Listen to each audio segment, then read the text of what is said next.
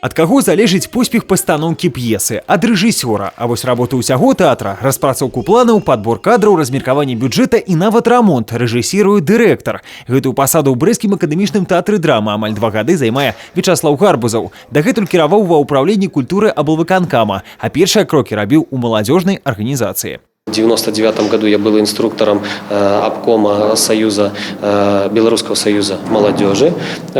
И присутствовал в 2002 году на объединительном съезде. Любой руководитель должен пройти все этапы становления к этой руководящей должности, потому что умение научиться плавать невозможно просто взять и поплыть. Тым, хто робіць толькі першыя заплывы ў якасці ўпраўленца, вопытны кіраўнік і расказваў, які фундамент у яго станаўлення заклаў Рэспубліканскі саюз моладзі. Дзякуючы актыўнаму удзелу грамадскай арганізацыі, у кадравы рэзерв кіраўнікоў трапіў і 25-гадовы Михаил Барушка. Ужо 3 месяцы ў Бярозаўскім тэрытарыяльным цэнтры сацыяльнага абслугоўвання насельніцтва працуе намеснікам дырэктара. Здольнасці заўважылі яшчэ ў Баранавіцкім універсітэце.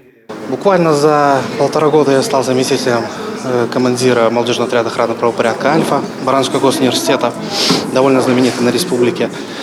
В дальнейшем получил за это время неоднократные грамоты Центрального комитета. Руководству было видно, что заметили. Каб заўважылі, трэба рупліва працаваць. Аб гэтым у фармаце адкрытага дыялогу гаварылі з сакратарамі первичных арганізацый. У такім выпадку есть реальная махчимость працаўладкавання. Они находят рабочее место, бывает порой, когда освобождаются у нас должности, и находят хорошие рабочие места, потому что где-то вот мы взяли себе и в областной комитет сотрудника, где-то ребята находят в районе, тоже уже становятся замдиректорами предприятий и так далее. Таксама ў праграме форума дзелавая гульня мазгавы штурм, каб навучыцца аналізаваць сітуацыі і прымаць сумесныя варыянты рашэнняў. Тое, што спатрэбіцца на кіруючай пасадзе ў перспектыве. Владзіслаў Бондар, Тыгран Акапян, тэлерадыёкампанія «Брэст».